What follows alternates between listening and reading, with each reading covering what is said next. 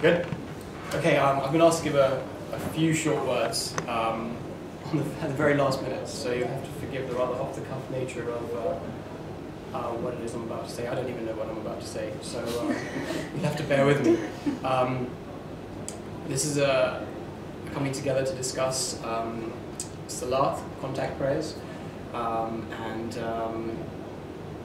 I think that there are many methodologies by which to come to a complete understanding as to what it is Salat is and how is it best to accomplish the Salat prayers. I am of the opinion that there are many ways to the top of the mountain, and that one singular methodology is not the only is not the only way in which to do one's prayers. I think it would be naive, indeed ignorant, to say that one definitive way to reach God is the only way. I believe that there are as many ways to God as there are people, and so I think that's a sound base on which to begin this pathetic attempt at analysis. With regards to Salat, in terms of my own experience, I came to the understanding of the Quran through mathematics, through Rashad Khalifa's mathematical code. And I placed a lot of faith, not just in the code, but in empirical evidence. And it was the combination of the mathematics, but also the various scientific phenomena, examples within the Quran, front to back, not relating specifically to Salat, but on various different topics such as biology and astronomy, geography, etc., which lent credibility to the underlying message.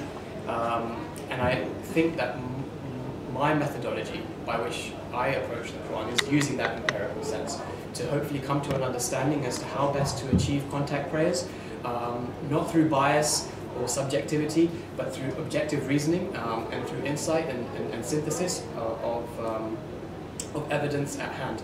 And I think that the best form of evidence comes from the Quran. For God is most knowledgeable, most powerful, He is the greatest. And I believe that the Quran is complete, fully detailed, and without any error, mistake, omission. It's the best thing to have ever happened, and it probably will be the best thing to have ever been written, ever.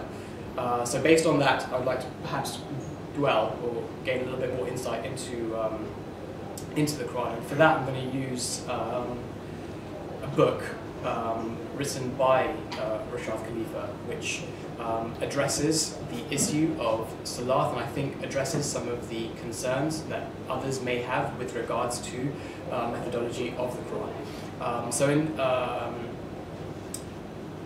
Let me start off here. Okay. A lot of this is quoted, so I'm going to try and paraphrase. For the purposes of plagiarism, this is mostly Rashad Khalifa. It's not. Okay, so the favourite question is what Rashad Khalifa has entitled this particular chapter of his book. It's not the book in question isn't the Quran. It's an additional analysis. In any case, he starts off: if Quran is complete and fully detailed, as God says, where can we find the details of Salat prayers? This is a question often posed by many Muslims, indeed many non-Muslims.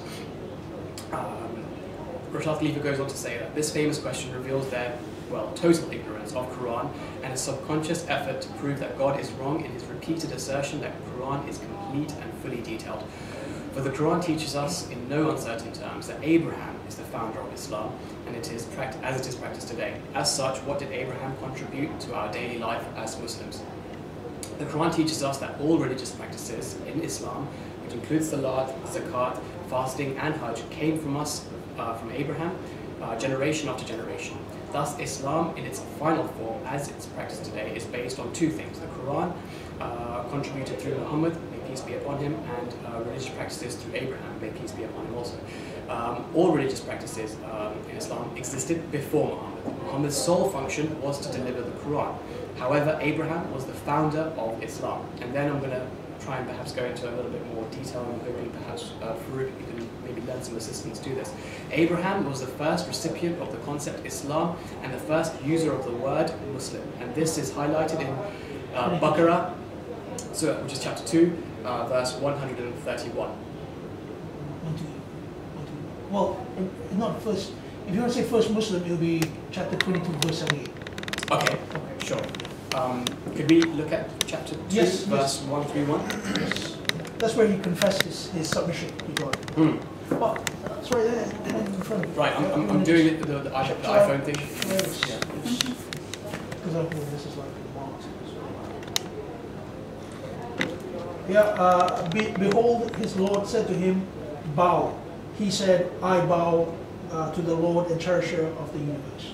Right, now I think the overwhelming consensus, hopefully, is that Abraham existed before Muhammad. Yes. Hopefully. And based on that, one could very easily make the argument that methodology of prayer was revealed to Abraham. It wouldn't be the most succinct argument, admittedly, but I think that argument is valid and has a lot of merits. Following on from that, there is another verse which says, you shall strive in the cause of God as you should. He has blessed you and imposed no hardship in your religion, the religion of your father Abraham. Abraham is the one who named you Muslims in the beginning. Thus the messenger serves as witness among you, just as you serve as witnesses among people. Therefore you shall observe the Salat prayers, give the zakat charity, and hold fast to God. He is your Lord, the best Lord, and the best supporter. That is in chapter 22, verse 78. Thus, if Abraham is the founder of Islam, did he contribute to our Islamic life? The answer is yes, based on those two verses principally. While Muhammad's mission, or to some extent sole mission, was delivering Quran, all religious practices came through Abraham. They said, be you Jews or Christians, in order to be guided, say, we follow the religion of Abraham. Monotheism. He never was an idol worshipper. Abraham was neither Jewish nor was he Christian. He was a monotheist, a Muslim. He never was an idol worshipper. The people most worthy of following Abraham are those who followed him and this prophet Muhammad, and those who believe. God is the Lord of the believers. And that is in chapter 3. Verse 65. Okay. Right. And there are other examples which show that Muhammad was indeed the follower of Abraham. There's a verse which Rashad Khalifa highlights. Then we inspired you, O Muhammad, to follow the religion of Abraham, monotheism. Never was he an idol worshipper. This is in chapter 16, verse 123. Logically, if Muhammad was a follower of Abraham and we are followers of Muhammad, then we are followers of Abraham. What did we learn from Abraham? The Quran teaches us that we learn all religious practices of Islam from Abraham, and this includes Salat, Zakat, fasting, and Hajj. Therefore, Islam is based on two things, as mentioned earlier, Quran, which was given through Muhammad, and religious practices via Abraham. There is a particular section of this chapter that Rashad Khalifa highlights, which I think is noteworthy and deserves mentioning again.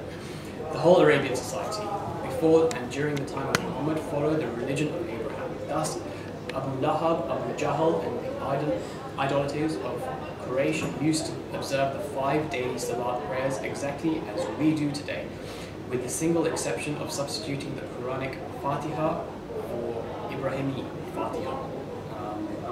This is how he is interpreted. In all honesty, I'm not entirely sure, so it's not something that I can perhaps lend any insight in. In any case, God was not to punish them while you, Muhammad, were still among them. God was not to punish them while they are seeking forgiveness, yet they fully deserve God's punishment for repelling from the sacred mosque.